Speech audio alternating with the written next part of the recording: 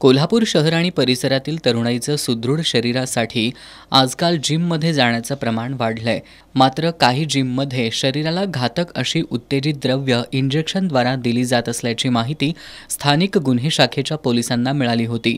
या माहितीच्या आधारे आज स्थानिक गुन्हे शाखेच्या पोलिसांनी कळंबा इथल्या एस प्रोटीन्स आणि सुर्वे नगरातील एस फिटनेस या दोन जिममध्ये छापा टाकला।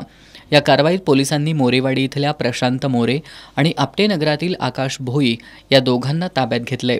या दोन्ही जिममधून पोलिसांना इंजेक्शन आणि घातक अशी उत्तेजक द्रव्ये आढळून आली आहेत। पोलिसांनी या ठिकाणाहून 39,922 रुपयांचा मुद्देमाल जप्त केलाय, अशी माहिती पोलीस निरीक्षक रवींद्र कळमकर यांनी दिली आहे। आजची तरुणाई ही व्यसनांच्या आहारी जात आहे व त्याचे दुष्परिणाम त्यांच्यावर तसेच त्यांच्या कुटुंबावर होत आहे। ही बाब ध्यानात घेऊन कोल्हापूर जिल्ह्याचे पोलीस अधीक्षक श्री महेंद्र पंडित साहेब यांनी जिल्ह्यातील सर्व प्रभारी अधिकारी तसेच स्थानिक गुन्हे शाखा यांना अंमली पदार्थ विरोधी जास्तीत जास्त कारवाई करण्याबाबत आदेशित करण्यात आले।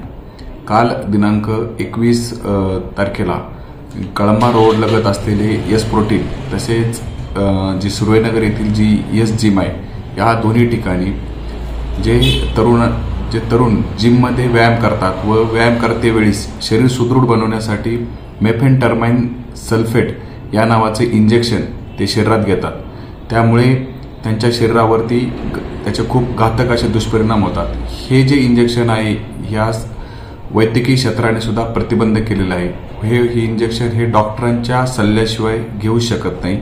असे इंजेक्शन विकत असल्याची गोपनीय माहिती मिळाल्याने त्या ठिकाणी स्थानिक गुन्हे शाखेची 2 वेगवेगळी पथके सदर ठिकाणी पाठवली। त्या ठिकाणी एस जिमचे व एस प्रोटीनचे जे मालक आहेत ते प्रशांत मोरे, त्याचप्रमाणे तेथे काम करत असलेला व त्याला मदत करत असलेला ओंकार भोई या दोघांना ताब्यात घेऊन त्यांच्याकडून 64 मेफेंटरमाइन सल्फेट इंजेक्शन, त्याबरोबर असलेले सिरिंज असा जवळजवळ 40,000 रुपयाचा जो प्रतिबंध केलेला अंमली पदार्थामध्ये मोडत असलेला जो मुद्देमाल आहे तो ताब्यात घेण्यात आला व त्यांच्यावरती गुन्हा दाखल करून त्यांच्यावर कारवाई करण्यात आलेली आहे।